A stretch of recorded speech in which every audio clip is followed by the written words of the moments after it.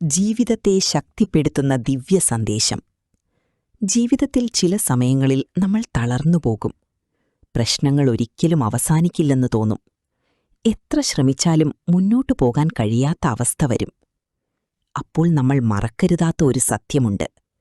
ഈ ലോകത്തെ സംരക്ഷിക്കുന്ന ഒരു ദിവ്യശക്തിയുണ്ട്. ആ ശക്തിയുടെ മഹത്വമാണ് ദേവീ മാഹാത്മ്യം. പുരാണങ്ങളിൽ പറയുന്നതുപോലെ ഒരു കാലത്ത് അസുരശക്തികൾ ലോകത്തെ ഭീതിയിലാഴ്ത്തി. ധർമ്മം ദുർബലമായി, സത്യം അടിച്ചമർത്തപ്പെട്ടു.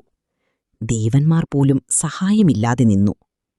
അന്നവർ ആദിപരാശക്തിയെ പ്രാർത്ഥിച്ചു. ആ പ്രാർത്ഥനയിൽ നിന്നാണ് ദേവി ഉദിച്ചുയർന്നത്.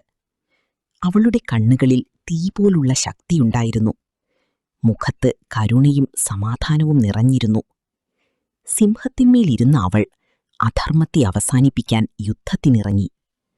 മഹിഷാസുരൻ എന്ന അസുരൻ അതിയായ അഹങ്കാരത്തോടെ ലോകത്തെ കീഴടക്കാൻ ശ്രമിച്ചു.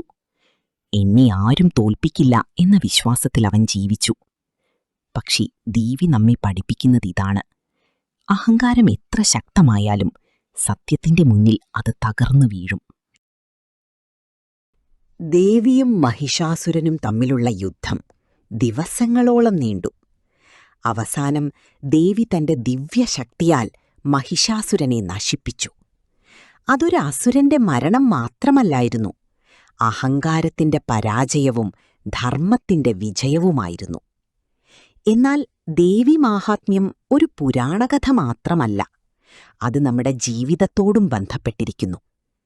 മഹിഷാസുരൻ പുറത്തുള്ള ഒരു അസുരൻ മാത്രമല്ല, നമ്മുടെ ഉള്ളിലെ ഭയം, നിരാശ, കോപം, അഹങ്കാരം, നെഗറ്റീവ് ചിന്തകൾ, ഇവയൊക്കെയും നമ്മളെ തളർത്തുന്ന അസുരശക്തികളാണ്. ദേവി എന്നാൽ നമ്മുടെ ഉള്ളിലെ ആത്മവിശ്വാസവും ധൈര്യവും ദിവ്യശക്തിയുമാണ്. ജീവിതത്തിൽ എത്ര വലിയ പ്രശ്നങ്ങൾ വന്നാലും അകത്തെ ശക്തിയെ വിശ്വസിച്ചാൽ നമുക്കതിനെ അതിജീവിക്കാം. ചിലപ്പോൾ ദൈവം നമ്മുടെ ജീവിതത്തിൽ പരീക്ഷണങ്ങൾ നൽകും. കാരണം നമ്മളെ കൂടുതൽ ശക്തരാക്കാനാണ്. ഒരു ഇരുണ്ട രാത്രിക്ക് ശേഷം സൂര്യോദയം വരുന്നതുപോലെ ഓരോ വേദനയ്ക്കും ശേഷം നല്ല ദിവസങ്ങൾ വരും. ദേവി മാഹാത്മ്യം നമ്മെ പഠിപ്പിക്കുന്നത്: ഒരിക്കലും പ്രതീക്ഷ കൈവിടരുത്, ഭയപ്പെടരുത്, പ്രാർത്ഥന നിർത്തരുത്. കാരണം ദേവിയുടെ കരുണ നമ്മളോടൊപ്പമുണ്ട്. നമ്മൾ കരയുമ്പോൾ അവൾ കേൾക്കുന്നു. നമ്മൾ തളരുമ്പോൾ അവൾ ശക്തി നൽകുന്നു. നമ്മൾ ഒറ്റപ്പെട്ടതായി തോന്നുമ്പോൾ പോലും അവൾ നമ്മളെ കൈവിടുന്നില്ല. അതുകൊണ്ട് മനസ്സിൽ വിശ്വാസം നിറയ്ക്കൂ, നല്ലത് ചിന്തിക്കൂ, ധർമ്മത്തിന്റെ വഴിയിൽ നടക്കൂ. ദേവിയുടെ അനുഗ്രഹം തീർച്ചയായും നിങ്ങളെ ഉയർത്തും.